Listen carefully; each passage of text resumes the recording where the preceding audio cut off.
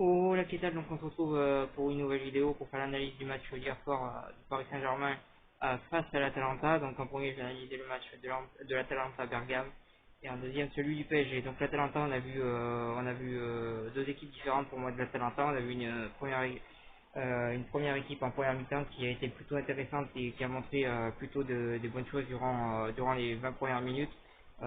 Et durant globalement la première mi-temps, on a eu une équipe assez solidaire qui jouait assez bien, surtout offensivement, et qui a montré des choses assez intéressantes collectivement dans cette première mi-temps, même s'il y a eu quelques largeurs défensives. Globalement, ça a été une équipe assez solide en première mi-temps, cette équipe de l'Atalanta Bergame.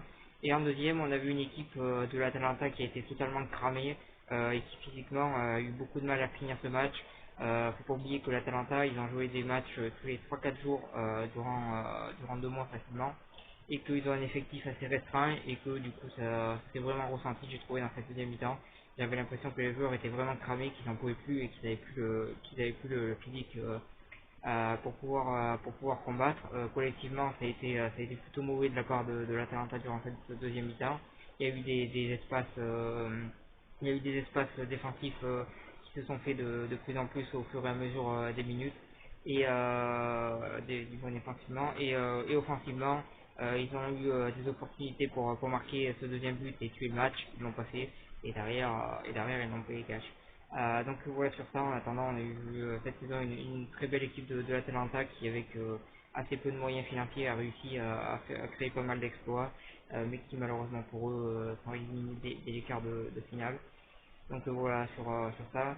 Mais en tout cas, on peut les féliciter pour cette saison très bonne de la part de l'Atalanta. Donc voilà sur ça.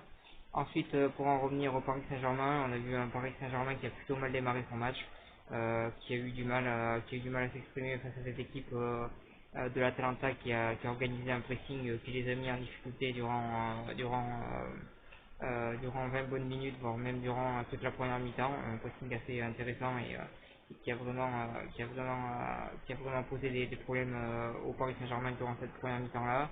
Et on a vu aussi un Neymar qui a tenté beaucoup de faire la différence individuellement, peut-être trop personnel, mais il ne faut pas oublier qu'il n'avait pas beaucoup de choix à chaque fois, il avait très peu de choix autour de lui, il n'y avait pas assez de mouvements autour de lui aussi, faut pas l'oublier, il n'y a pas que Neymar qui était personnel durant cette première mi-temps, surtout qu'il a fait plutôt de bonnes choses sur cette première mi-temps, à part le fait que peut-être il aurait dû donner des ballons à certains moments, mais il a eu quand même très peu d'opportunités pour le faire, donc voilà sur ça.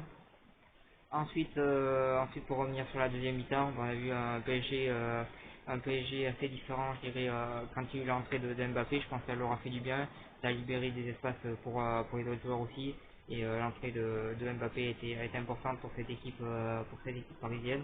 Donc voilà, sur ça, je trouve l'entrée de Kylian Mbappé assez intéressante.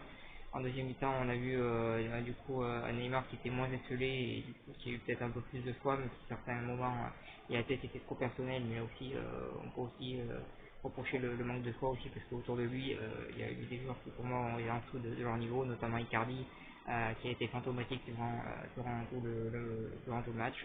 Donc voilà sur ça, et ensuite donc en fin de match le PSG a réussi à concrétiser, a rien lâché, a tenu jusqu'au bout et dans les dernières minutes a réussi à marquer ces deux buts là. On peut bien sûr évidemment saluer l'entrée de Choupo-Moting qui était peut-être le joueur le plus critiqué du PSG depuis pas mal d'années, moqué, etc. et qui finalement a répondu sur ce match de la meilleure des manières. Il a impliqué dans les deux buts, donc voilà, félicitations à lui, très bonne rentrée. Et voilà sur ça, donc voilà, il a fait une entrée très bonne. On peut quand même se poser des questions sur Icardi qui quand même doit être conservé, si j'ai tout compris, au Paris Saint-Germain, et qui fait un match fantomatique et qui à chaque fois dans les grands matchs fait des matchs qui sont quand même plutôt inquiétants. Et d'un autre côté, on a Cavani qui a été un petit peu mis dehors comme un malpropre. Donc voilà, je trouve ça dommage, mais plutôt inquiet quand je vois les performances d'Icardi. Et pour parler du PSG défensivement, tout n'a pas été parfait, mais dans l'ensemble, on peut dire que ça a été. Je pense qu'en première mi-temps, ils peuvent remercier Navas qui est sorti sur blessure, je ne sais pas ce qu'il a, donc je peux pas vous dire, mais en tout cas, il est sorti sur blessure, donc voilà, peut-être qu'il sera absent pour les 12 heures d'image, je sais pas. En tout cas, s'il est absent, ce sera une absence très importante pour le Paris Saint-Germain, parce qu'en première mi-temps, il a joué plusieurs fois à la situation. Donc voilà sur ça. Mais voilà, une équipe du Paris Saint-Germain qui a été loin d'être parfaite, qui a su garder son mental, son état d'esprit, qui a su rien lâcher, qui a cru jusqu'au bout. Donc on voit que mentalement le PSG est quand même plus fort que les saisons précédentes. Donc voilà sur ça, voilà sur cette vidéo. Je vous remercie de m'avoir suivi et je vous souhaite une bonne continuation.